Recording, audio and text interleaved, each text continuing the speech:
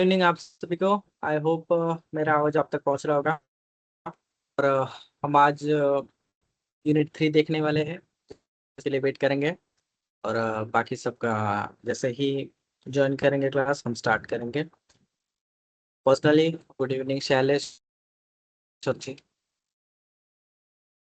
हाँ, good evening sir.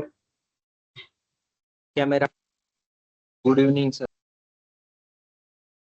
Good evening, क्या मेरा आवाज आप तक क्लियरली पहुंच रहा है या फिर कोई इंटरप्शन है? नहीं सर, आ रहा है आवाज। Thank you so much. Okay, आ रहा है sir.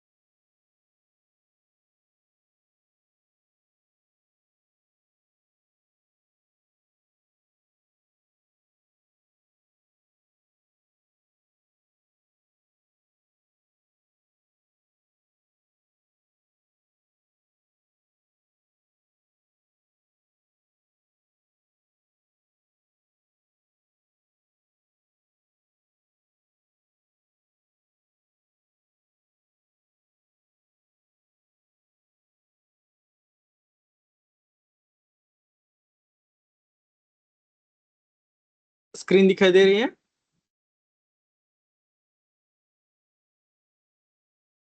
Thank you. Okay, now अभी जो हमारा यूनिट 3 जो है उसमें क्या क्या कंटेंट्स है वो पहले देख लेते हैं। उसके बाद फिर हम नोट्स के ऊपर नजर डालेंगे। एक सैंपल प्लांट का लेआउट भी मैं आपके लिए लाया हूँ। जनरली वो हमारे क्लाइंट ही है। आप सभी को जैसे पता है कि मेरा EHS कंसल्टेंसी का एक बिजनेस भी है, जिसके थ्रू मैं इंडस्ट्रीज को ट्रेनिंग, ऑडिट और कंसल्टेशंस की सर्विसेज प्रोवाइड करता हूँ। ठीक है, fire safety, electrical and energy से रिलेटेड। ठीक है, तो आपको दिखाने के लिए जस्ट एक सैंपल लेआउट लाया हूँ ताकि आपको एक आइडिया आ जाए किस तरीके से होगा। और आपका भी प्लांट लेआउट होगा, वो थोड़ा कॉम्प्लेक्स हो सकता है, लार्ज हो सकता है, लेकिन ये सिंपल है अंडरस्टैंडिंग के लिए। ठीक है, सो लेट्स स्टार्ट। सबसे पहले हम कंटेंट्स पे नजर मारेंगे।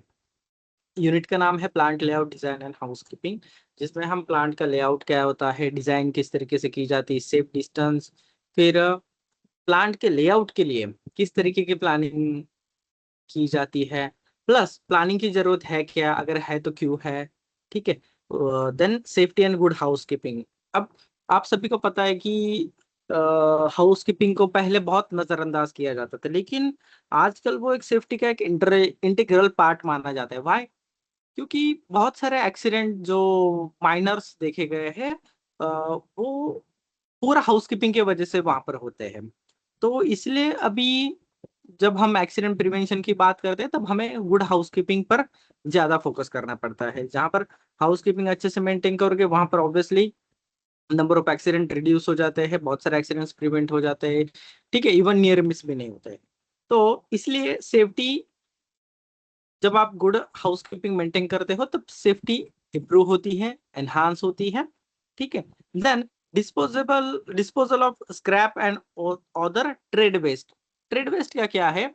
उसका मतलब ये है कि भाई जो भी आपका प्लांट है, आपकी फैक्ट्री है या फिर आपकी साइट है, वहां पर जो भी एक्टिविटी होती है, मशीनिंग एक्टिविटी हो, एक्सकेवेशन हो, या फिर कोई भी प्रोडक्शन हो, मैन्युफैक्चरिंग हो, प्रोसेसिंग हो, तब उसमें से कुछ क्या होता है, मटेरियल जो रहता है वो वेस्ट वहां पर जनरेट होता है, तो उसे हम ट्रेड वेस्ट कहते हैं।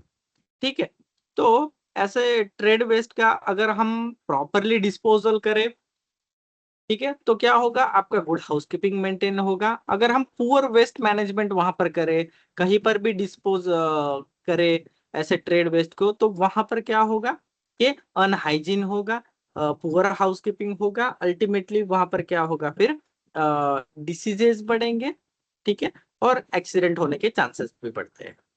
और भी बहुत वहां पर खतरे होते हैं जब आपका ट्रेड वेस्ट अगर हजार्डस कैटेगरी का है और अगर वो ऑथराइज जगह पर ऑथराइज तरीके से, जो भी अप्रूव्ड प्रोसेस है उस तरीके से अगर वहां पर डिस्पोजल नहीं किया गया है, तो आपके ऑर्गेनाइजेशन पर जुर्माना भी लग सकता है as per pollution control board regulations, ठीक है।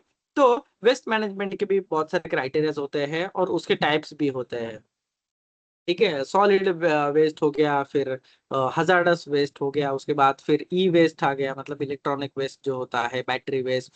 तो ऐसे अलग अलग कैटेगरी के वेस्ट होते हैं और वो सब पोल्यूशन कंट्रोल बोर्ड उनका डिस्पोजल या फिर उसका वेस्ट मैनेजमेंट रेगुलेट करते हैं। तो फिर उन्होंने कुछ कंपनीज को या फिर कॉन्ट्रैक्टर्स को लाइसेंस दिए हैं कि भाई आप ऑथराइज हो ऐसे वेस्ट को, ऐसे ट्रेड वेस्ट को कलेक्ट करने के लिए और उनका डिस्पोजल करने के लिए।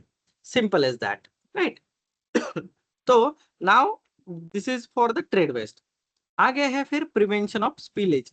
तो जो भी स्पिलेज वगैरह होता है, जो लिक्विड जब हम स्टोर करते, चाहे वो केमिकल हो, सॉल्वेंट्स हो, या फिर वट कोई भी टाइप का लिक्विड हो, चाहे वो हजार्डस हो या नॉन हजार्डस हो, जब सही तरीके से उसका हाउसकीपिंग मेंटेन नहीं किया जाता है, स्टोरेज इम्प्रॉपर होता है, इंस्पेक्शन रेगुलरली नहीं होता है, या फिर सही तरीके से नहीं होता है, तब चांसेस बढ़ जाते हैं कि जो कंटेनर है उसमें से वो स्पीलेज हो सकता है। कभी कभी हैंडलिंग के वक्त ऐसे कंटेनर्स को हैंडलिंग के वक्त भी एक्सीडेंटली वो स्पीलेज हो सकते हैं, राइट। तो इस तरीके का स्पीलेज हम कैसे प्रिवेंट करें, और अगर स्पीलेज हो भी जाता है तो उसको ज्यादा कैसे फैलने ना दे, तो इसके लिए स्पीलेज कंट्रोल आपके पास मेथडोलॉजी प्रोसीजर होना चाहिए। Then next, marking of aisle spaces, aisle spaces and other location। aisle spaces क्या रहता है कि जहां से आपके जैसे गैंगवेज हो गया, ठीक है, मशीन के अगल बगल वाली जगह हो गई, ठीक है, तो इसे aisle spaces कहा जाता है। और जो भी अदर लोकेशन है, आपका यूटिलिटी एरिया हो गया, प्रोडक्शन एरिया हो गया, storage area, administrative area, office area, आपका कैंटीन्स हो गया, ऐसे जो एरियाज होते हैं, तो ऐसे एरियाज को फिर किस तरीके से और कहां पर एक्चुअली आपके प्लॉट पर या फिर आपके प्लांट में लोकेट करना चाहिए। एग्जांपल दो, जैसे कि आपका फैक्ट्री है, तो आपको पता है कि घुसते ही जैसे कि सबसे पहले कौन सा आपको एरिया मिलता है, सिक्योरिटी गेट मिलता है या फिर सिक्योरिटी ऑफिस मिलता है। वाई? क्योंकि वहां पर एक्सेस कंट्रोल होना चाहिए। एक्सेस कंट्रोल का मतलब क्या है कि आपके प्लांट के एरिया में या आपके कंस्ट्रक्शन साइट के एरिया पर ओनली ऑथराइज लोग ही जाने चाहिए अंदर, वरना कोई भी आएगा कोई भी अंदर जाएगा, ऐसा नहीं चलेगा। इट्स नॉट पब्लिक प्लेस, आप समझ रहे हो।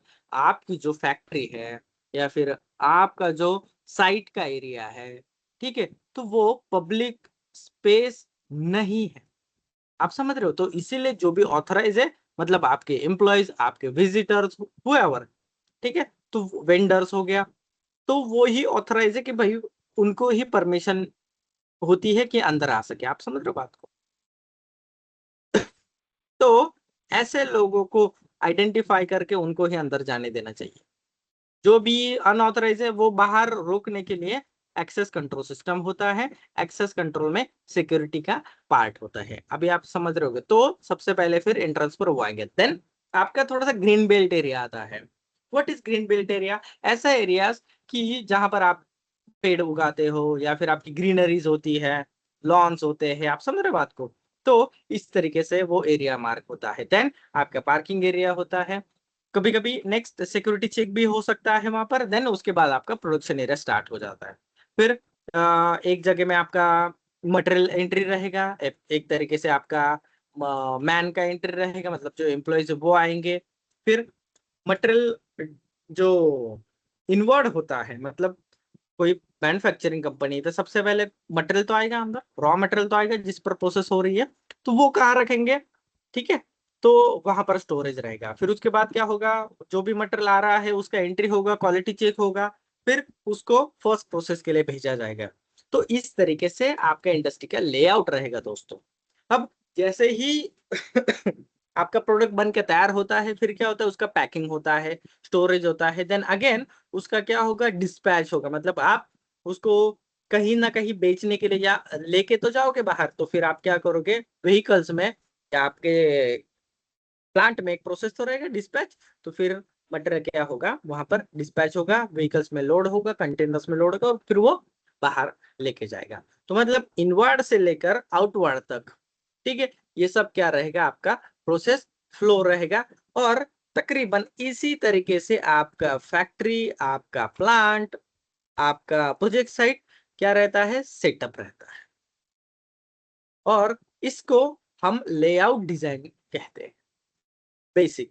अब ये हो गया प्रोसेस फ्लो के अकॉर्डिंग, आपने शॉप्स क्या कर दिए, असाइन कर दिए, एरिया असाइन कर दिया, ठीक है। अब हम बात करते हैं कि भाई दूसरा मैं ये देना चाहूंगा, मान लो कि आपकी कोई रबर मैन्युफैक्चरिंग की कंपनी, जैसे कि आपकी कंपनी टायर बनाती है, एग्जांपल, अभी मैं मैन्युफैक्चरिंग का एग्जांपल दे रहा हूँ।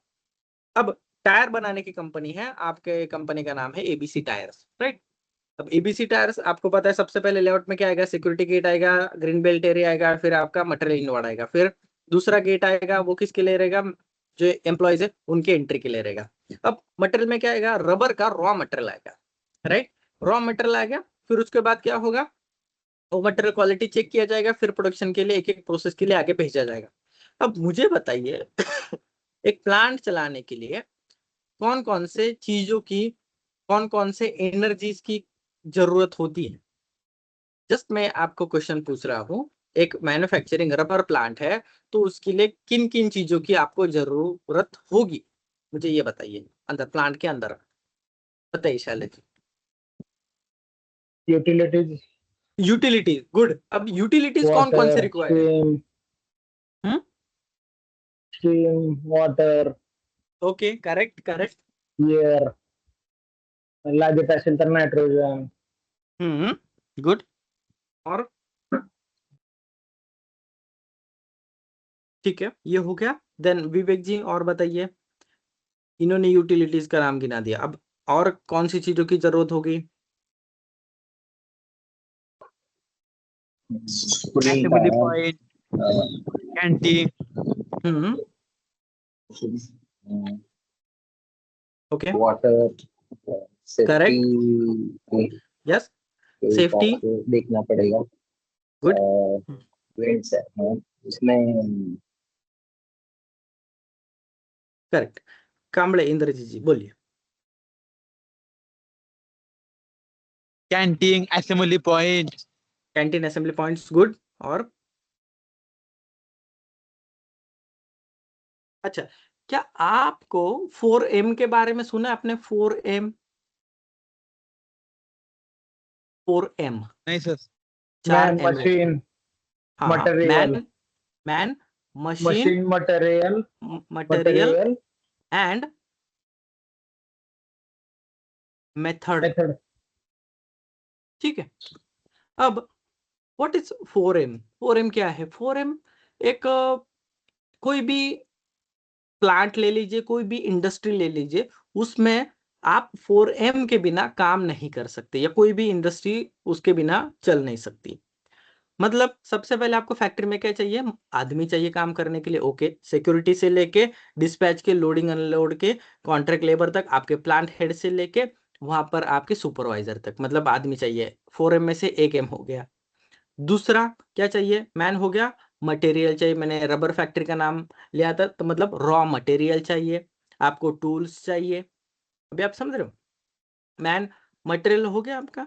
तीसरा है मशीनरी, आपको प्रोसेस के लिए मशीनरीज चाहिए, छोटे से लेके बड़े तक, जैसे कि टूल्स हो गया, इक्विपमेंट्स हो गया, और फिर बड़े बड़े प्रोसेसिंग मशीनरीज हो गया। क्वालिटी लैब टेस्टिंग के लिए भी आपको मशीनरी चाहिए। आप समझ रहे हो बात को? देन उसके बाद क्या आएगा, man, material, machine and method. Method में क्या आता है फिर, आपका ट्रेनिंग, आपका SOP, ये सारी चीज आती है। अब अगर इन सबको देखोगे, तो इनको चलाने के लिए एक आपको एनर्जी देनी पड़ेगी इनको। आप समझ रहे हो बात को? तो एनर्जी कहाँ से मिलती है? अब मैन को एनर्जी कहाँ से मिलती है? फूड से लेके, तो मतलब कैंटीन चाहिए, पैंट्री चाहिए, ठीक है, उसके बाद आ गया मटेरियल चाहिए, तो मटेरियल के लिए क्या चाहिए कि आपका लॉजिस्टिक चाहिए, जैसे कि सप्लाई करने वाला और उसको स्टोरेज रखने वाला। थर्ड, मशीन, मशीन को पावर कहाँ से मिलेगा, मतलब इलेक्ट्रिसिटी का सप्लाई चाहिए आपको, इलेक्ट्रिसिटी सप्लाई का तो आपके पास डीजी का बैकअप चाहिए, आप समझ रहे हो, इस तरीके से आप देखिएगा। फिर तो ये सारी चीजें चाहिए और इसका आपको प्रबंधन करना है, ये प्रोविजन करना है आपके लेआउट में। ठीक है, नंबर 4 आ गया आपका मेथड, मतलब आपका जो काम है वो स्मूथली चले। 3M तो आपके पास आ गए, ये 3M काम करेंगे, मैन मटेरियल मशीन काम करेगा, लेकिन ये सेफली होना चाहिए, ये इफिशिएंटली होना चाहिए। इसीलिए आपके पास क्या चाहिए, एसओपी चाहिए, लोगों ट्रेन चाहिए, लोग एक्सपर्ट चाहिए, एक्सपीरियंस चाहिए, और वो सेफली काम कर सके, इसके लिए कुछ मेथडोलॉजी चाहिए, उनकी सेफ्टी के लिए बाकी चीजें भी चाहिए। तो देन फिर आता है आपका हीरा वगैरह, ये सारे टूल्स चाहिए, ये प्रोसेस चाहिए, तो उनको सेफ्टी के लिए आपको अगेन यूटिलिटीज चाहिए और बाकी चीजें भी चाहिए। तो ये सब एक प्लांट चलाने के लिए चाहिए। देन मेथड में अगर आप देखोगे तो और भी बहुत सारी चीजें आती है, फिर आपका आ गया लाइसेंसेस, अप्रूवल्स, ये सारी चीजें वहां पर चाहिए। अगर हम लिस्ट बनाने बैठे इन डेप्थ तो मोर देन 500 आइटम्स आपको एक इंडस्ट्री के लिए चाहिए, अगर छोटे छोटे छोटे छोटे चीजों को हम अगर नोट डाउन करें तो। आगे use of colour as an aid for a good housekeeping. अब किसी भी प्लांट में अगर आप हम देखेंगे ना, तो कलर कोडिंग का ज्यादा इस्तेमाल किया जाता है। कलर कोडिंग का इस्तेमाल क्यों किया जाता है, एग्जांपल दूं, जैसे कि फायर फाइटिंग का एग्जांपल देते हैं। मान लो कि अभी फायर हाइड्रेंट सिस्टम है, स्प्रिंकलर सिस्टम्स है, तो उनके पाइप को कलर रेड दिया जाता है। अब क्यों कलर रेड दिया जाता है, ताकि आप इजीली आइडेंटिफाई कर पाओ कि भाई ये जो पाइपलाइन है इसमें जो पानी है वो सिर्फ फायर फाइटिंग के लिए ही इस्तेमाल किया जाएगा। अभी आप समझ रहे हो, तो ये होगा कलर। अब लेआउट में और कलर में क्या हेल्पफुल होता है, मान लो कि मेरे प्लांट में forklift, trucks, other vehicles, pallet trucks, इनका भी मूवमेंट होता है और लोगों का भी मूवमेंट होता है। अगर सॉरी, ये एक ही रास्ते पर अगर चलने लगे, एक ही जगह पर चलने लगे, तो दोनों में टक्कर हो सकती है, कोलाइड हो सकता है, एक्सीडेंट्स बढ़ सकते हैं। तो मुझे प्लांट में मार्किंग करना है कि भाई ये रास्ता होगा पेडिस्ट्रियंस के लिए, मतलब जो पैदल चल रहे हैं या फिर लोगों के लिए, और ये जो रास्ता है ये किन के लिए होगा, ये जो व्हीकल है उनके मूवमेंट के लिए होगा। अब उसके मार्किंग के लिए अगेन मैं कलर कोडिंग का ही इस्तेमाल करूंगा। तो कौन सा कलर कोडिंग वहां पर लेआउट के लिए होना चाहिए, फ्लोर पर बताओगे मुझे जरा। जनरली इंडस्ट्री में कौन सा कलर कोडिंग गैंगवे वगैरह के मार्किंग के लिए येलो, होता है, येलो, परफेक्ट, येलो चलो। सर, येलो, तो yellow colour. Yellow sir. Yes yes, thank you. तो येलो कलर से मैं क्या करूंगा, वहां पर प्लांट में मार्किंग कर दूंगा। अभी आप समझ रहे हो, अभी आप लेआउट का स्टार्टिंग कर रहे हो, बहुत बेसिक सी चीज है कलर कोडिंग। फायर हाइड्रेंट का रेड कलर हो गया। फिर अब आपने यूटिलिटी का मेंशन किया था, तो यूटिलिटी के लिए जैसे कि रेड हो गया फायर फाइटिंग के लिए। फिर एयर के लिए फिर आप ब्लू पाइपिंग का इस्तेमाल करोगे, अगेन कलर कोडिंग आ गया। फिर ग्रीन सी ग्रीन पाइप का इस्तेमाल आप वाटर के लिए करोगे। ठीक है, और वाटर। उधर स्टीम स्टीम के लिए, केमिकल्स के लिए अलग अलग कलर के वहां पर आप कलर कोडिंग करोगे, ताकि आप इजीली आइडेंटिफाई कर पाओ इंस्टॉलेशन, मेंटेनेंस और उसके सही इसके लिए। देन आगे जाके आप क्या करते हो कि वहां पर तो एरो भी येलो मार्क कलर, कर। हाँ बोलिए। तो येलो कलर हमारी कंपनी में था, येलो। हाँ। हम्म। हाँ, वो येलो रंग में ना सर, नेचुरल गैस था सर, नेचुरल गैस। ओके, बराबर। हाँ। पाइप के हाँ, पाइप के जनरली अंदर वो नेचुरल गैस। गैस की पाइपलाइन के लिए कैनरी येलो कलर रहता है, कोई भी गैस ले लीजिए उसके लिए आपको येलो कलर का पाइपलाइन दिखेगा। Thank you. और जब मैंने आपको इंडिया स्टैंडर्ड पढ़ाया था, उसके रिकॉर्डिंग्स भी हैं, आप देख लीजिए, तब मैंने आपको कलर कोडिंग और डीप में पढ़ाया था कि भाई गैस का पाइपलाइन है तो उसमें आर्गॉन के लिए कौन सा ये रहेगा मार्किंग, फ्लेमेबल के लिए कौन सा रहेगा, ठीक है, ऑक्सीडाइजिंग के लिए कौन सा रहेगा, तो अलग अलग कलर कोडिंग भी रहता है, मतलब येलो के ऊपर भी कलर के बैंड रहते हैं। उसका मीनिंग में आपको मैंने बताया था इंडियन स्टैंडर्ड, तब मैंने बताया था आपको। ठीक है, तो ये आपके प्लांट पे इम्प्लीमेंट होना चाहिए। अभी क्लियर है। देन कलर कोडिंग के लिए अगर आप देखोगे हाउस कीपिंग के लिए स्पेशली, लेआउट का मार्किंग हो गया। उसके बाद आता है फिर आपका वेस्ट डिस्पोजल, जैसे कि आपका जो डस्टबिन है वो क्लियरली मार्क होना चाहिए। ट्रेड वेस्ट या फिर स्क्रैप कलेक्शन के लिए अलग स्क्रैप कलेक्शन बीन्स होने चाहिए, तो उसका कलर कोडिंग अलग होना चाहिए। मान लो कि आपके इसमें बायोमेडिकल वेस्ट या फिर अदर टाइप के जो हजार्डस वेस्ट है वो वहां पर अगर प्रोड्यूस होते हैं तो उस हिसाब से कलर कोडिंग फिर चाहिए आपको। ठीक है। तो ये कलर कोडिंग से क्या होता है कि इजीली विजुअली आइडेंटिफाई होता है। इसलिए तो हर चीज के लिए हम कलर का इस्तेमाल करते हैं ताकि हम उसको सिंबलाइज कर सके।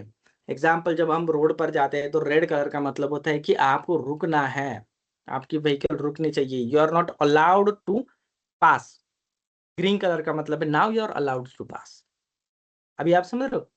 ऑरेंज कलर का मतलब होता है कि वॉच आउट, अभी वहां पर बंद हो सकता है। ठीक है। Next, benefits of good housekeeping. अभी क्या क्या बेनिफिट हो गए अगर मैं अच्छा हाउसकीपिंग मेंटेन करता हूं तो। हाउसकीपिंग का मतलब ये नहीं है कि सिर्फ क्लीनलीनेस रखना दोस्तों। मतलब कि चलो मैंने मेरे ऑफिस की साफ सफाई कर दी, पूरा प्लान चकाचक कर दिया तो गुड हाउसकीपिंग हो गया, उसका मतलब ये नहीं रहता है। Housekeeping is very deep subject, बहुत ही उसको अंडररेटेड माना जाता है लेकिन बहुत इंपॉर्टेंट है। तो उससे एफिशिएंसी भी बढ़ता है आपका। मैं आपको एग्जांपल दूं, मैंने आपको कहा था कि प्लांट जब हम रन कर रहे हैं तो उसमें 4M चाहिए। ठीक है। तो जब आपका रॉ मटेरियल, रबर का रॉ मटेरियल जब आ रहा है, ठीक है, तो वो कहाँ आना चाहिए, फिर उसके बाद उसका अनलोडिंग कहाँ से होगा, उसके लिए क्या प्लेटफॉर्म सही दिया है क्या, उसके बाद फिर जो ट्रॉलीज है या फिर जो बीन्स है, ठीक है, तो अनलोडिंग कैसे होगा, मैन्युअली होगा, मशीन के साथ होगा। अनलोडिंग के बाद वो कहाँ पर स्टोरेज किया जाएगा, स्टोर के बाद क्या वो इजीली हम प्रोडक्शन एरिया में शिफ्ट कर सकते हैं क्या, या उसका मूवमेंट कैसे होगा, क्रेन से होगा, मैन्युअली होगा, या फोर्कलिफ्ट से होगा, पैलेट ट्रक से होगा, वो बीन्स में स्टोर किया गया है, कहाँ पर स्टोर किया गया है। तो ये भी हाउस कीपिंग का पार्ट है। अबे आप बोलोगे कि सर ये तो स्टोरेज का पार्ट है, लेकिन ये प्रॉपर स्टोरेज गुड हाउसकीपिंग का पार्ट है। अगर आपका स्टोरेज इम्प्रॉपर है, इनएफिशिएंट है, देन आपके यहाँ पुअर हाउसकीपिंग है।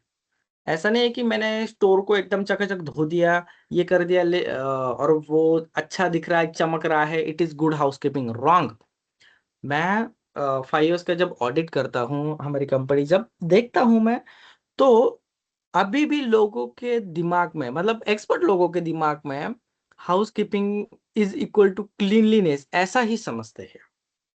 वहां पर मैं जब ऑफिसर से बात करता हूँ तो मैं पूछता हूँ कि भाई क्या लगता है आपको, कैसा आपका हाउसकीपिंग कैसे मेंटेन, सर पूरा प्लान चकाचक है, आप देख लीजिए।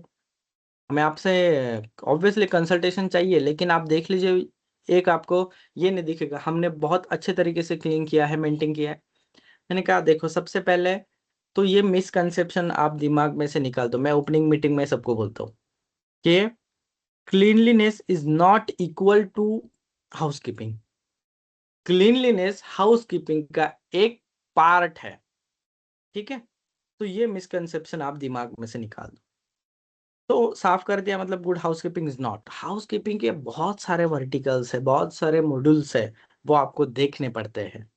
मान लो कि मेरा स्टोर साफ है, लेकिन स्टोर में मुझे एंट्री लेने के लिए सही जगह ही नहीं है, स्टोर में मिनिमम 2 एग्जिट ही नहीं है, तो वो क्या हाउसकीपिंग हुआ। आप समझ रहे हो बात को।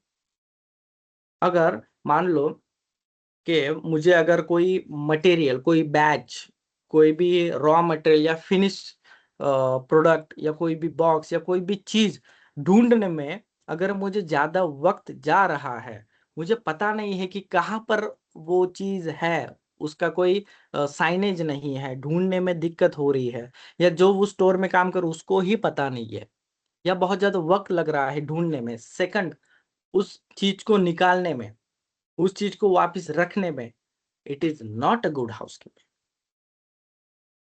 आई होप अभी आपको थोड़ा सा आइडिया आ रहा होगा कि व्हाट मीन्स गुड हाउसकीपिंग।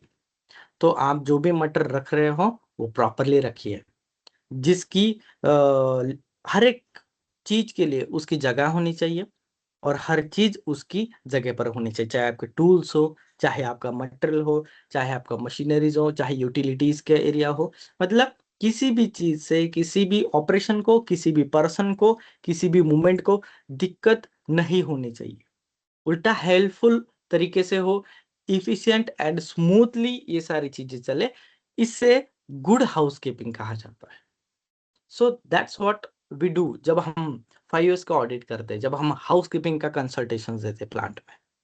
तो ये होता है डियर हाउसकीपिंग। आई होप अभी आपको थोड़ा थोड़ा आइडिया आ रहा होगा, और हाँ आई एम श्योर कि आप भी अच्छे से हाउसकीपिंग मेंटेन कर रहे होंगे। क्या प्लीज आप सभी आपका एक्सपीरियंस शेयर करोगे हाउसकीपिंग के साथ? क्या लगता है आपको कि what is housekeeping? Shailesh ji, सबको आंसर देना है। हाऊसकीपिंग मध्ये 5 ची म्हणता येते सॉर्टिंग. करेक्ट, बराबर। 5 मधलं जे पहिलं यस आहे ते सॉर्टिंग, हम्म त्याच्यानंतर शाईन, हम्म आणि ते सस्टेन केलं पाहिजे, त्यासाठी यस अजून एक सस्टेन. ओके, ठीक है। ह्याला आपण सर हमारी हाऊसकीपिंग म्हणू कंपनी में शकतो आपण. 5 years फॉलो करते sir. Okay, Indrajit, let Shailesh let answer. Sir हमारी कंपनी में ना 5 ओके, years वो स्टैंडर्ड फॉलो करते सर. ठीक है, गुड। देखो इंद्रजीत, मैं आप सभी को यहाँ पर इंस्ट्रक्ट करना चाहूंगा, जब कोई एक बंदा आंसर दे रहा है, please wait for the complete and then answer. Okay, Shailesh ji, मैं आपको पूछना चाहूंगा सबसे पहले, आप सॉर्टिंग जो आपने वर्ड चूज किया है, तो सॉर्टिंग का मतलब क्या है? क्या सॉर्ट आउट करना है आपके वर्क प्लेस पर, जरा बताओगे मुझे? सॉर्टिंग मीन्स जो भी मटेरियल आएगा उसमें से सब, समझो अभी सभी मटेरियल इकट्ठा किया है, पाइप, कुछ टूल्स टैकल्स रहेंगे, तो हर एक का स्पेसिफिक लोकेशन रहेगा, तो उसके हिसाब से करेक्ट, उसको सॉर्टिंग करके रखेंगे. ओके। देखो अभी हमने एक रिसेंटली एक हॉस्पिटल का 5 years इम्प्लीमेंट किया। आपको सच बात बताओ, 3 महीने हमें लग गए हॉस्पिटल का 5 years इम्प्लीमेंट करने में। हमारी कंपनी को 6 लोगों की टीम थी। सबसे पहले रहता है 5 years का फर्स्ट टेस्ट, ठीक है? और हम उनको, उनके स्टाफ को ट्रेनिंग देते हैं कि भाई क्या करना है, कैसे करना है, और वो लोग करके करके दिखाते भी हैं हम कि क्या करना है, व्हाट वी एक्सपेक्ट। ऐसा नहीं कि 5 years का मतलब है कि पूरे के पूरे 5 years बस थोप दो उन पर और खत्म कर दो, नहीं। तो हमने उनके नर्स डॉक्टर सबको बताया कि भाई देखो, 5 years में सबसे पहले हम फर्स्ट टेस्ट इम्प्लीमेंट करेंगे, 15 दिन बाद सेकंड टेस्ट रहेगा, और फिर इस तरीके से हम 2 महीने में ये सब कंप्लीट कर देंगे। देन आपका सस्टेनेबिलिटी के लिए हम चेकलिस्ट, टूल्स और आपको ट्रेनिंग भी देंगे, तब जाके 3 महीने का पूरा साइकिल कंप्लीट होगा, राइट? और उसको आपको मेंटेन करना है। सॉर्टिंग का मतलब क्या है? सबसे पहले हमने उनको ये बताया, 15 दिन आपको बस एक ही चीज करनी है रोज, बाकी कुछ नहीं करना है। आप जो करते हो वो तो करना ही है, बस जो अननेसेसरी चीजें हैं वो आपको निकाल के फेंकनी है, बस इतना ही काम करना है। कितना सिंपल लगता है आपको? मैंने उनको इतना ही बताया कि आप सभी को बस एक ही काम करना है 15 दिन। जो चीजें आपको अब आज तक, आज के बाद कभी लगने नहीं वाली है, जो स्क्रैप है, जो खराब हो चुकी है, या आपको लगता है कि आउटडेटेड है, अभी जरूरत नहीं है, वो बस आपकी जगह पर से निकाल के फेंक दो, बाकी कुछ नहीं करना है, निकाल के कलेक्ट करो। उसके फोटोग्राफ्स भी हमने वहां पर कलेक्ट किए। इतना ज्यादा वेस्ट निकला, एक रूम भर के तो वेस्ट ही निकला उनका। ठीक है, तो ऐसे अननेसेसरी चीजें, और वो फर्स्ट डेज के बाद ही उनका रिएक्शन ऐसा था कि सर मतलब बहुत अच्छा ही, इससे उनको लगा कि यार नहीं हो गया अभी। कि नहीं सर, अभी अच्छा है, बहुत सारी जगह हमें मिली है, हमें पता ही नहीं था कि ये चीजें हमें जरूरत नहीं है, ठीक है, और इनके बिना भी काम हो रहा है। ऐसे अननेसेसरी चीजें हमने स्टोर करके रखी थी, सारी की सारी चीजें। मैं बोला हाउसकीपिंग का 5 years एक टूल है, उसको बस हम इम्प्लीमेंट कर रहे हैं, उसके बाद और भी मेथडोलॉजीज है। तो सोचो, सिर्फ एक एस से इतना अच्छा रिजल्ट आ रहा है, तो सबसे पहले अननेसेसरी चीजें आपको क्या करनी है? स्क्रैप करनी है, या फिर बेच देनी, या फिर अलग करनी है, आपके जगह से उसका क्लटर निकाल के रखना है। ये हो गया फर्स्ट टेस्ट। अभी आप समझ रहे हो शाले जी किस तरीके से ये 5 years इम्प्लीमेंट किए जाते हैं? मैंने सिर्फ एक एस के बारे में बताया है, इसमें जब आप 5 years देखोगे तो बहुत बड़ा ये टूल है। ठीक है, thank you. Indrajit ji, please बताइए, आपके वर्क प्लेस पर जब 5 years इम्प्लीमेंट हो रहा है, तो प्लीज उसके बारे में जरा बताइए अभी।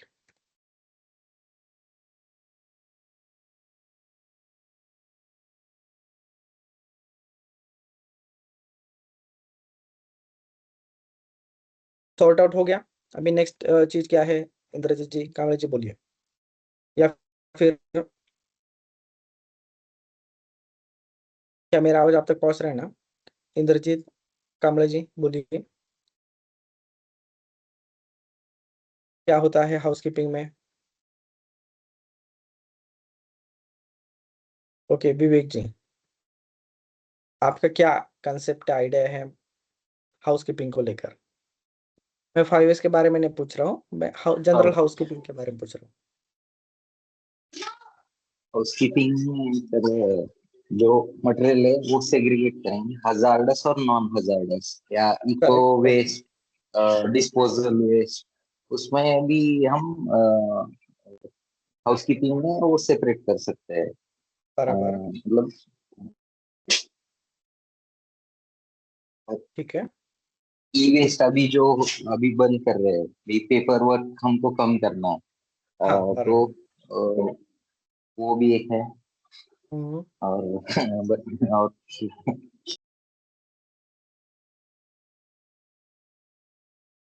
बोलो।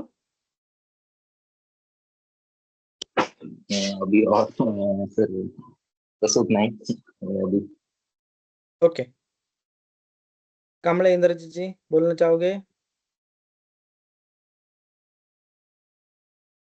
Thank you sir. यस, बोलिए। ओके, रंजीत राउत जी बताइए, हाउसकीपिंग को लेकर आपके मन में क्या आइडिया है? सर मैं कंस्ट्रक्शन साइट पे काम करता हूँ। हाँ हाँ, ओके, इसमें हाउसकीपिंग के अलग अलग चीजें हैं।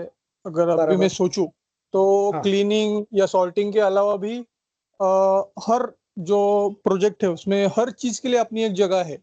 मतलब बराबर, अगर हमको रॉ मटेरियल रखना है तो उसका एक डेडिकेटेड एरिया है। करेक्ट, स्टील स्टील रखना है तो उसके लिए एक अलग अलग एरिया है। बराबर, स्टोर में भी हाँ, जो भी मटेरियल है उसके अलग अलग यस, रैक्स है, वो मटेरियल वही रखा जाता है। अगर एग्जैक्टली। मेरा सेफ्टी का मटेरियल है तो उसके लिए भी अलग एक स्टोर है, एक रूम है अलग, तो वो बराबर, डेडिकेटेड जगह पे वो चीजें रखी जाती है। हम्म, तो वो भी हाउसकीपिंग का पार्ट है। बराबर, क्लीनिंग और अगर क्लीनिंग के बारे में देखा जाए तो हमारे जहाँ पे जब भी आरसीसी का काम होता है तो हम्म, वो कॉलम स्लैब ऐसा इस तरीके से कन्वेंशनल होता है। तो उसके बाद हम्म, जब भी एक फ्लोर कंप्लीट होता है तो हम्म, डी शटरिंग के वक्त जो भी मटेरियल एक साथ डी शटरिंग किया जाता है। तो हाँ वो हाँ, होने के बाद तुरंत उसके जो भी पार्ट्स है, शटरिंग के हम्म, पार्ट्स कंपोनेंट्स वो अलग अलग किए जाते हैं, क्योंकि वो अगले फ्लोर या अगली जगह पे लेके जा सकते हैं। तो बराबर, उसके लिए भी अलग जगह होता है। उसके बाद में फ्लोर हम्म, क्लीनिंग होता है। और बराबर, कुछ भी जो भी फ्लोर में फंसे हुए चीजें हैं तो हम्म, वो निकाले जाते हैं।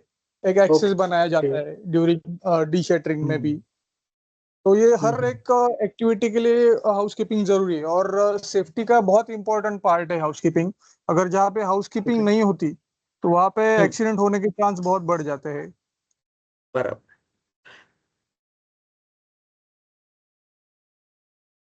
अच्छा, रंजीत जी मुझे ये बताइए, क्या हाउसकीपिंग और क्लीनलीनेस जो कि उसका पार्ट ही है, उसको हाँ मेंटेन करने से क्या हाँ। बेनिफिट होता है प्रोडक्टिविटी के लिए? मैं मेरा सवाल प्रोडक्टिविटी से related, not related to safety. Productivity में बेनिफिशियल ये है क्योंकि हम्म, वो ऑटोमेटिकली सेफ्टी, क्वालिटी और प्रोडक्टिविटी भी बढ़ती है। क्योंकि अगर हम्म, आपके चीजें कोई भी काम के मटेरियल या सामान जो है वो अगर इकट्ठा अगर रखा है तो वो प्रॉपरली काम भी नहीं होता है। हाउसकीपिंग ना होने की वजह से जहाँ पे काम करना है वहाँ पे एक्सेस भी नहीं रहता है। सेफ्टी में सबसे इम्पोर्टेंट है एक्सेस। ये जो आपने अभी बोला, स्टोर में एक जगह एक्सेस नहीं है जाने के लिए, हम्म, या किधर भी, तो वो एक्सेस कर- नहीं रहता। अगर हाँ, आपका मैं कंस्ट्रक्शन साइट की या स्टोर की बात करूं तो रैक्स हम्म, में अगर प्रॉपर स्टैकिंग नहीं रहेगा या मटेरियल स्टैकिंग प्रॉपर नहीं रहेगा, प्रॉपर हम्म, हाइट पे नहीं रहेगा, या हम्म, सेम टाइप ऑफ मटेरियल उसके रिक्वायर्ड तरीके से नहीं रखा है तो एक्सीडेंट हम्म, होने का भी चांस बढ़ता है। मटेरियल हम्म, टाइम पे मिलता नहीं है काम के जगह पे। ओके, लूज मटेरियल अगर एजेस में रहा तो वो ऊपर से हम्म, गिरने का खतरा भी रहता है। तो एक कंस्ट्रक्शन साइट का एक रूल हमारा है कि हम जो भी मटेरियल है वो फ्लोरेज से 1 मीटर दूरी पे रखते हैं। सेम टाइप का मटेरियल एक एक एक साथ रखते हैं, प्रॉपर स्टैकिंग हम्म, रखते हैं। बराबर, शायद उसका एक ओके। IS कोड भी है मटेरियल स्टैकिंग का।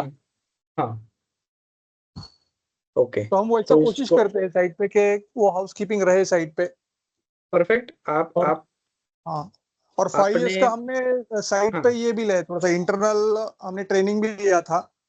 हाँ और कुछ कुछ हमारे ऑर्गेनाइजेशंस में एक थीम चलाई जाती थी कि एक वीकली एक दिन मेगा हाउसकीपिंग करके एक ये किया जाता था एक दो ऑर्गेनाइजेशंस में।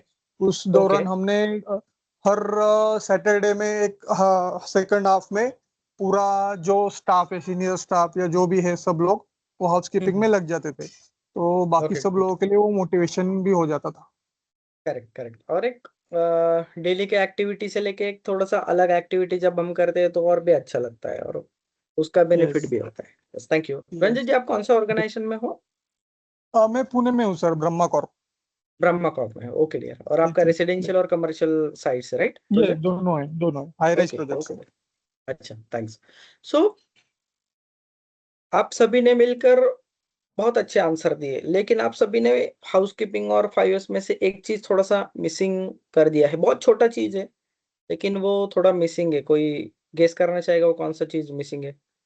बहुत ही सी स्मॉल चीज है वो।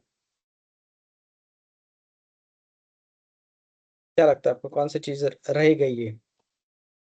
छोटी सेट है। In order. ओके, ठीक है। और उससे रिलेटेड ही वो। स्टैंडर्डाइजेशन। हाँ, यस, वेरी गुड। आप और क्लोज हो, स्टैंडर्डाइजेशन के और करीब हो। वेरी गुड विवेक जी, करेक्ट। और स्टैंडर्डाइजेशन में क्या?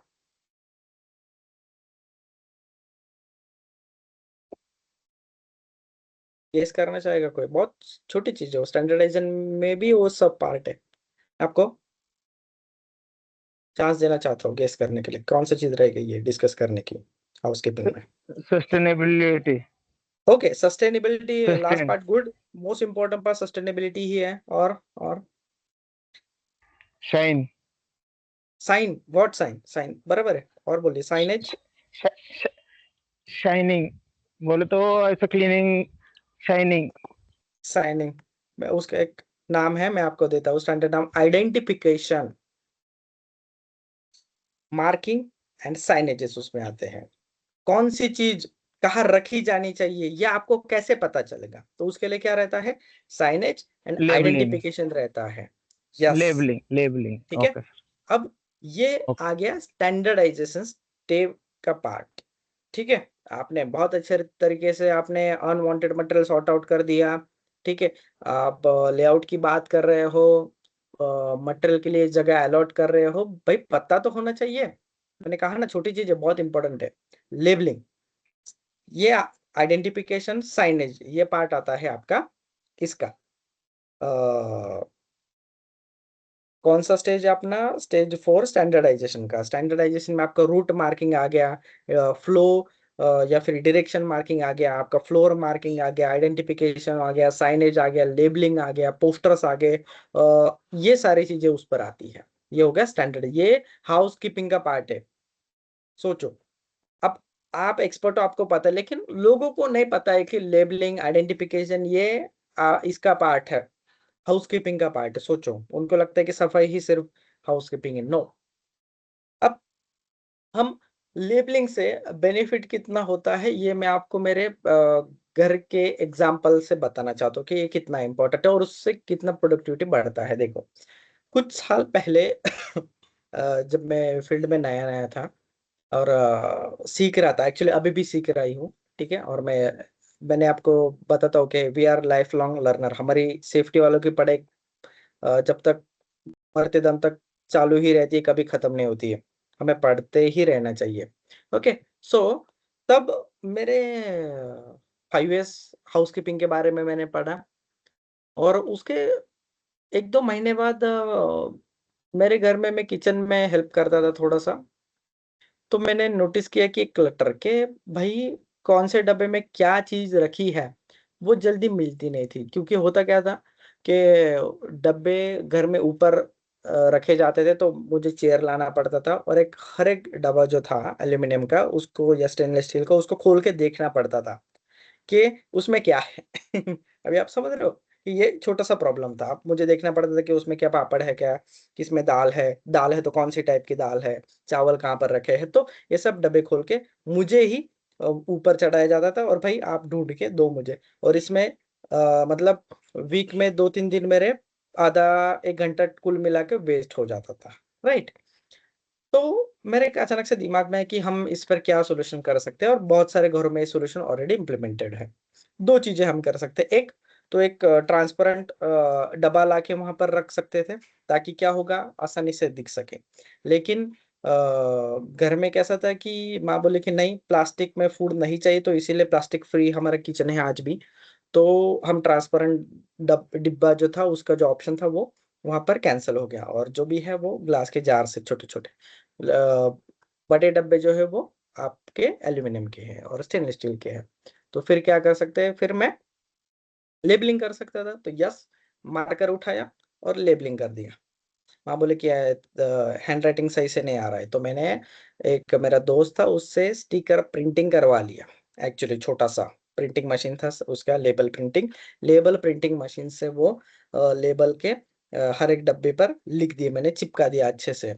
2 दिन के बाद मुझे पता चला है कि वो लेबल मैंने अंग्रेजी में प्रिंट किए थे, ठीक है। हमारे किचन में लोकल लैंग्वेज में चाहिए, जैसे कि मराठी में चाहिए, अंग्रेजी में कौन पढ़ पाएगा। देन अगेन मैंने रीप्रिंट करवाया लेवल, उसके ऊपर लोकल लैंग्वेज मराठी में मैंने वो चिपका दिया, तब जाके आसान हुआ कि कौन से डिब्बे में क्या है वो वहां पर देखना चाहिए। अब कुछ साल बाद कभी कभी ऐसा, अब मैं देखता हूँ लेबल अभी भी वैसा ही है, लेकिन लेबल अलग है, लेकिन अंदर मटेरियल अलग रखा गया है। कुछ डिब्बों में ये भी प्रॉब्लम है। अब ये प्रॉब्लम मुझे कब ये कौन सा स्टेज का प्रॉब्लम है, ये सस्टेनेबिलिटी का प्रॉब्लम है। क्यों? क्योंकि प्रैक्टिस सस्टेन नहीं हुई। डिब्बे के ऊपर लेबल है चावल का, लेकिन अंदर अलग दाल है। तो ये भी कुछ डिब्बों में ऐसा है, लेकिन फिर भी अगेन, जैसे कि मेगा हाउस कीपिंग के वक्त वो सब थोड़ा बहुत सॉर्टिंग हो जाता है, लेकिन उसका मेंटेन करना आपकी जिम्मेदारी है। बहुत हेल्पफुल है लेबलिंग, उसको थोड़ा सा ये किया जाता है, लेकिन labelling is too important, local language में होना चाहिए, सारे के सारे लोग समझ सके। और ये मेरा घर का एक्सपीरियंस है, इसलिए मैं आपके साथ ये शेयर कर पा रहा हूँ। क्या ऐसा आपने घर में इम्प्लीमेंट किया है, छोटी सी चीजें किचन में? आपके किचन में क्या, या फिर आपके घर में 5 years आप इम्प्लीमेंट करते हो? प्लीज आंसर दीजिए।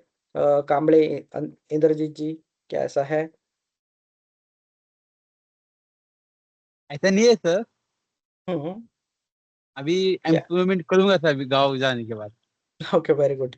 लेकिन हम क्या करते हैं, साफ सफाई करते हैं, अलमारी सही से रखते हैं, तो मतलब थोड़ा बहुत हाउसकीपिंग हम मेंटेन करते ही हैं। शैलेश जी, आपका क्या एक्सपीरियंस है? क्या हम घर में हाउसकीपिंग करते हैं मेंटेन सही से, या आपके घर में क्या एक्सपीरियंस है?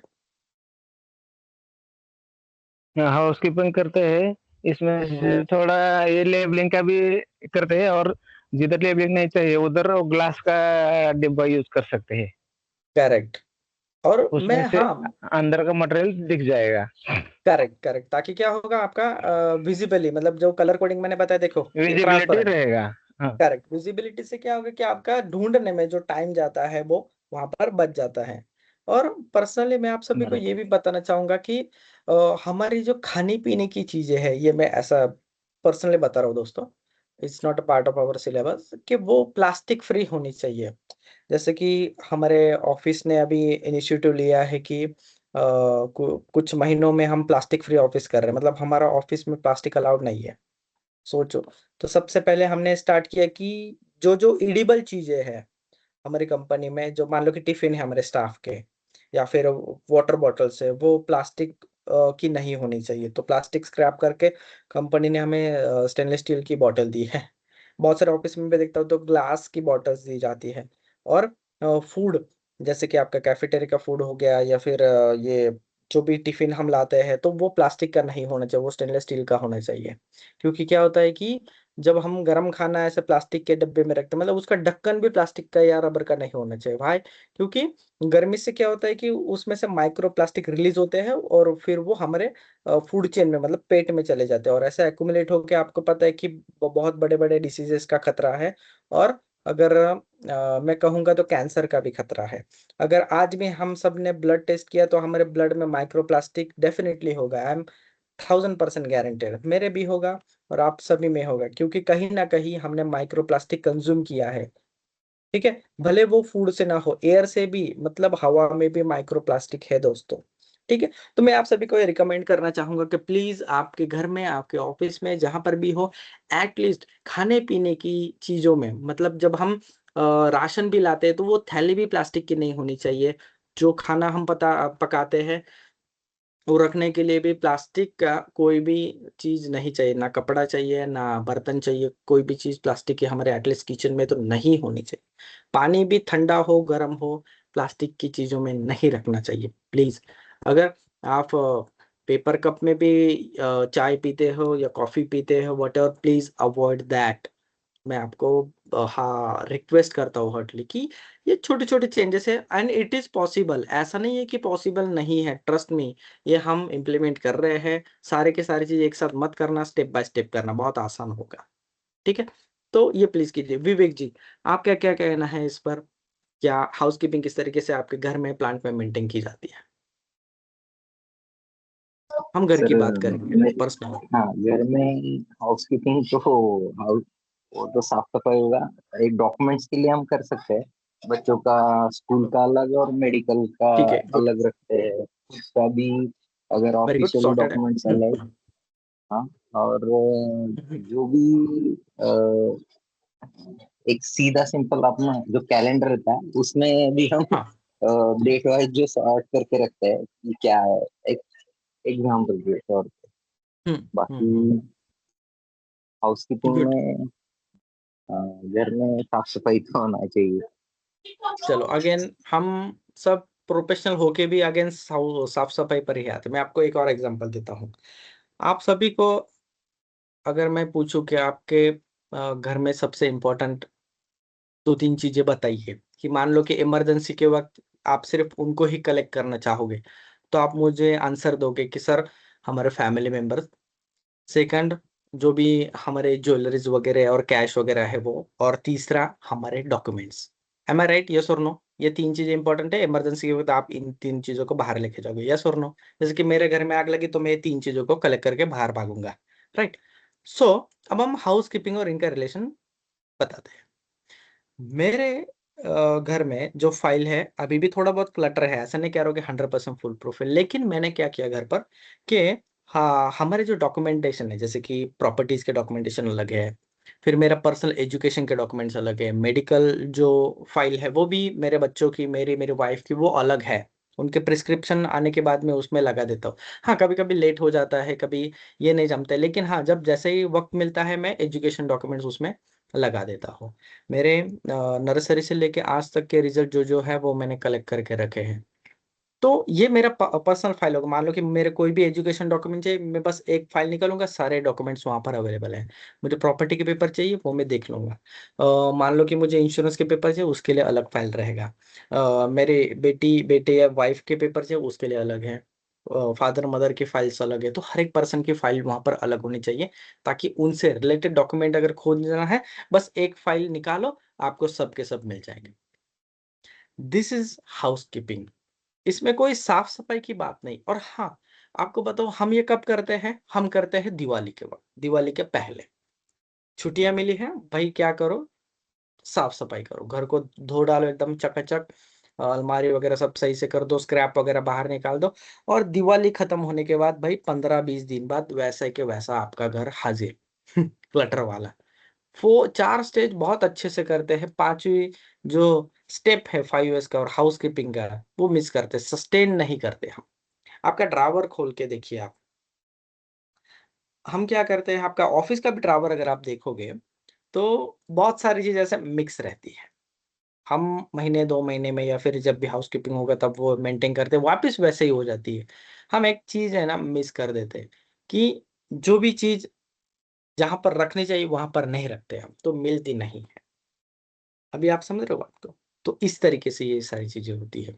और घर में क्या होता है, जनरली लेडीज को सब पता रहता है, कि जैसे कि मेरी वाइफ हो गई या फिर मेरी माँ हो गई, उनको पता है कि कौन सी चीज कहाँ पर है। तो अगर मुझे कुछ चाहिए तो मैं उनसे पूछूंगा। लेकिन हाउस कीपिंग का मतलब आपकी सिस्टम मैन डिपेंडेंट नहीं होनी चाहिए।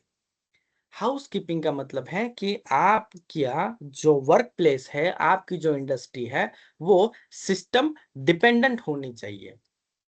क्योंकि आपके फैक्ट्री में अगर कोई टूल चाहिए तो उसके लिए आप किसी को पूछ के, फिर वो अकेला बंदा सारे टूल्स जानता है कि उसको पता है कि कहाँ पर रखा है, तो आपकी कंपनी, आपकी ऑर्गेनाइजेशन भाई मैन डिपेंडेंट बन गए हैं, सिस्टम डिपेंडेंट नहीं। अगर मान लो कि वो बंदा छुट्टी पर है, 15 दिन नहीं आने वाला है, फिर आपका काम रुक जाएगा क्या अगर वो नहीं है तो? नहीं, सिस्टम होनी चाहिए। हर एक चीज का डॉक्यूमेंटेशन, लिस्ट, रिमार्केशन होनी चाहिए कि ये टूल की जगह कहाँ पर है, उसकी ट्रॉली कहाँ पर है। ट्रॉली में भी लेबलिंग होना चाहिए कि स्पैनर कहाँ पर है, तो फिर स्पैनर वाला ड्रॉअर में ओपन करूंगा, वहां पर मुझे स्पैनर ही मिलनी चाहिए। वरना टूल ट्रॉली ओपन की, स्पैनर की जगह पर मुझे ड्रिल मशीन मिल रहा है या फिर स्क्रू ड्राइवर मिल रहा है, ऐसा भी नहीं होना चाहिए। ठीक है, तो आपकी हाउसकीपिंग का मतलब है आपके जहां पर जो भी है वो सिस्टम डिपेंडेंट होने चाहिए रादर देन की मैन डिपेंडेंट। उससे क्या होगा, कोई नया भी बंदा आएगा, दूसरे डिपार्टमेंट का भी बंदा आएगा, इजीली उसको जो भी चीज चाहिए वो मिल जाएगी, और वो उसी जगह पर मिलेगी जहां पर उसकी डेडिकेटेड प्लेस है।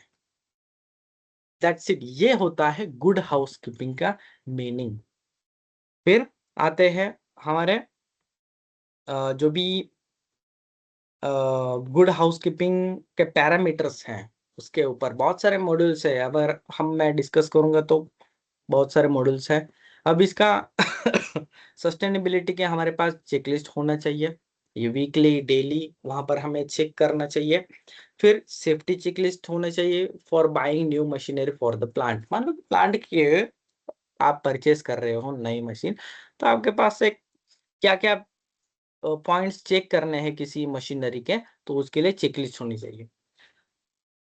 आपने एक चीज नोटिस की होगी, और मैंने भी इस पर पहले लेक्चर में बताया कि इंस्पेक्शन के लिए या फिर बहुत सारी चीजों के लिए यहाँ पर चेकलिस्ट का इस्तेमाल किया जाता है। आपको पता है चेकलिस्ट का बेनिफिट ये है कि कोई भी चीज मिसिंग नहीं होती है। सेकंड, जब आप चीजें नोट डाउन करते हो तब आपके दिमाग में से वो निकल जाती है, और जब आपके दिमाग में कोई फ्री स्पेस अवेलेबल होती है तब जाके आप कोई नया चीज वहां पर सोच सकते हो, उसमें कुछ ऐड कर सकते हो। बिलीव मी और नॉट, जब आपका दिमाग अगर बहुत सारी चीजों से भरा रहेगा तब क्या आप उसमें ऐड कर पाओगे क्या नए चीजें? नहीं। कब ऐड कर पाओगे? सबसे पहले आपको दिमाग आपका खाली करना पड़ेगा। दिमाग खाली कैसे होगा? जब वो जो चीजें आपके दिमाग में चल रही है, जब आप उसको पेपर पर उतारोगे, तो चाहे वो राइटिंग, टाइपिंग करके, व्हाटएवर तरीके से, फिर आपको नई चीजें ढूंढने में या फिर नई चीजें याद आएगी। एम आई राइट और रॉन्ग, ये बताइए मुझे जरा, क्या मैं सही कह रहा हूँ या नहीं? और ऐसा ही मुझे बस लेक्चर है इसलिए हाँ मत बोलिए, ये आप ट्राई करके भी देखिए। और चीजें आपको जब आप राइटिंग के लिए बैठते हो, टाइपिंग के लिए बैठते हो, याद आती है। ठीक है, ये आप सभी ने एक्सपीरियंस भी किया होगा। नेक्स्ट है role of a preventive maintenance in safety and health. ठीक है, पीएम का रोल क्या है सेफ्टी एंड हेल्थ के लिए? ब्रेकडाउन नहीं होता है मशीनरीज में, मशीनरी का एक्सीडेंट्स नहीं होता है, एक्सीडेंट्स की वजह से फिर वहां पर इंजरी नहीं होती है, और सेफ्टी एंड हेल्थ मेंटेन रहती है। फिर नेक्स्ट पार्ट है boiler operations, hazards in boiler operations and safety measure of its operations, thermic fluid heater operations, और इसके क्या क्या हजार्ड्स है और क्या क्या सेफ्टी लेनी चाहिए। अब हम एक प्लांट का लेआउट देखेंगे, फिर हम वहां पर नोट्स पर नजर मारेंगे। ठीक है, ये एक प्लांट का लेआउट है, मैं आपको दिखाना चाहूंगा, और ये बहुत ही बेसिक सा है। यहाँ पर उन्होंने देखो नोट्स भी किया है, F2 मतलब ग्राउंड फ्लोर। अब ये क्या है? ग्राउंड फ्लोर है। यहाँ पर हम देखेंगे तो 6 metre road aligning to the plant, दिख रहा है आपको? 6 metre road along the plant, मतलब 6 मीटर का यहाँ पर रोड है। ठीक है, अब यहाँ पर देखिए ये 15 मीटर रोड है। थोड़ा सा अगर मैं इसको और जूम करूंगा तो यहाँ पर मैन पावर एंट्री और एग्जिट पॉइंट क्या दिख रहा है क्या? ये क्लियर दिख रहा है क्या आपको? Man power entry exit point, यहाँ पर गेट लिखा हुआ है, मतलब एंट्री यहाँ से होगा। Time office security cabin. ठीक है, मैन पावर एंट्री गेट। यहाँ पर अगर आप देखोगे तो ये क्या है? मटेरियल का इनवर्ड और आउटवर्ड एरिया है। यहाँ पर एक कंटेनर है जो कि रिवर्स डायरेक्शन में लगा है। ठीक है, फिर ये पीपी असेंबली एरिया, ठीक है, यहाँ पर असेंबली ऑपरेशन होगा। यहाँ पर एरिया का ये भी दिया हुआ है 628 स्क्वायर मीटर्स। फिर FG वेटिंग एरिया, FG मतलब फिनिश गुड वेटिंग एरिया। फिर यहाँ पर 9M कन्वेयर है। उसके बाद फिर अगेन PC असेंबली एरिया। यहाँ पर फीमेल टॉयलेट, M टॉयलेट मतलब male toilets, carton scrap, polybag, other scrap. तो ये यहाँ पर एक स्क्रैप यार्ड है। ये देखिए, hash area shows ground level is same as plant floor level. ठीक है, उसके बाद कैंटीन देख रहे हो आपको, कैंटीन्स भी है यहाँ पर। फिर क्रशिंग ऑपरेशंस यहाँ पर होता है। कंप्रेसर जो कि यूटिलिटीज में आता है, cooling tower, LT panel, maintenance area, QC lab क्वालिटी का लैब है, PC shell trolley, CNC jig and fixture, PC shell trolley. यहाँ पर देख रहे कन्वेयर, ये देखिए PC shell trolley, CNC jig fixture, trolley trolley trolley, CNC machines. इस तरीके से यह देखिए injection moulding medium, injection moulding large. तो ये होता है लेआउट। अब लेआउट में यहाँ पर देखिए बीच में जगह भी छोड़ी है। ये आपको स्क्वायर दिख रहा है, ये आपके शेड का क्या होगा? कंस्ट्रक्शन में कौन है बताएगा ये स्क्वायर क्या है? ये स्क्वायर दिख रहा है, ये क्या है बीच में? ये देखिए यहाँ पर भी है, यहाँ पर भी है, कॉलम है वो। ठीक है, यहाँ पर डायमेंशंस भी दिए जाते हैं। ठीक है, यहाँ पर तो इस तरीके से इन्होंने क्या किया है लेआउट। ये दिख रहा है आपको inward dock, collapsible hydraulic dock. तो यहाँ से क्या होगा फिर इनवर्ड होगा। फिर बॉट आउट स्टोर, ये देखिए PP shell trolley, extruder machine, यहाँ पर फिल्म स्टोरेज होगा, office area, dry room, pallet, CNC machines. फिर उसके बाद मेंटेनेंस एरिया, QC लैब। तो अभी आपको यहाँ पर प्रोसेस किस तरीके से होगा और यहाँ पर ये दोनों कंटेनर है। ठीक है, तो ये होता है लेआउट। ठीक है, फिर उसमें यूटिलिटीज में और एक दिखाना चाहूंगा, एक सेकंड।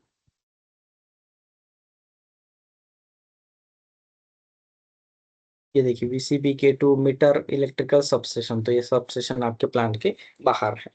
अगेन यहाँ पर क्या होगा, इलेक्ट्रिसिटी का सप्लाई होगा तो LT पैनल रहेगा, APFC है, इनवर्ड QA। ठीक है, inward dock shutter, that's it. ये देखिए स्लाइडिंग गेट, तो ये पूरा स्लाइडिंग गेट है। यहाँ पर ऊपर का मेज़ानाइन व्यू दिख रहा है आपको, F2 मेज़ानाइन व्यू। यहाँ पर फिनिश गुड का स्टोर होगा, अगेन फिनिश गुड का स्टोरेज एरिया है, दैट्स इट। यहाँ पर ये मटेरियल लिफ्ट है, स्टेयर्स। आई होप आपको लेआउट क्लियर होगा। जब आप ऐसी जगह पर विजिट करते हो ना, और भी क्लैरिटी आती है आपको लेआउट की। ठीक है, यस, एनी क्वेश्चंस? आप लेआउट दिख रहा है आपको?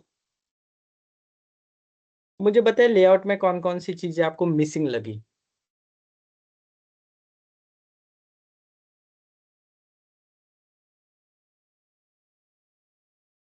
प्लांट के लेआउट में कौन सी चीजें नहीं रूट है? Marker, route marker. Roof markers, very good. Roof marker क्यों इंपॉर्टेंट है, जरा रंजीत जी बताइए मुझे। कौन सी जगह कहाँ से जाना है, कौन से यस एंट्री है, यस, एग्जिट है। Very good. इमरजेंसी एग्जिट्स वहां पर मार्क्स नहीं है, रूट प्लानिंग नहीं है, वेरी गुड। और बताइए।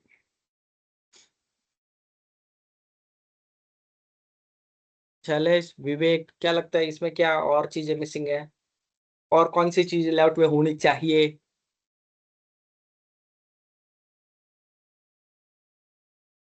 इक्विपमेंट का जो सेफ डिस्टेंस चाहिए वो भी मेंशन चाहिए, कितना मीटर डिस्टेंस है बीच में। Correct, very good. डायमेंशंस वहां पर कम है, ओनली मेजर डायमेंशंस है, गैंगवेज वगैरह के डायमेंशंस नहीं है कुछ जगह पर। और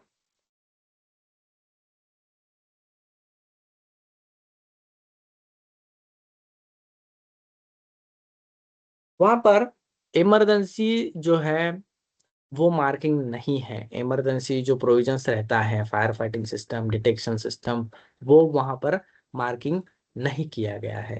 फायर एक्सटिंग्विशर का प्रोविजन, फर्स्ट एड का प्रोविजन, ठीक है, आप समझ रहे हो बात को? तो वो वहां पर नहीं किया गया है। और रंजित जी ने जैसे कहा कि रूट मार्क नहीं है, बहुत इंपॉर्टेंट चीज है ये सब। ओके, अब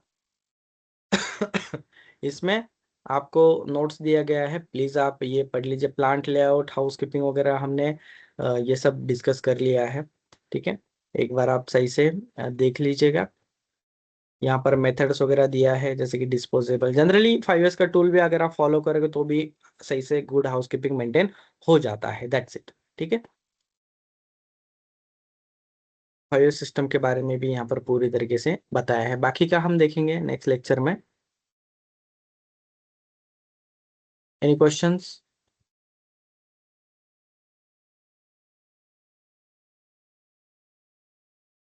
और हाँ,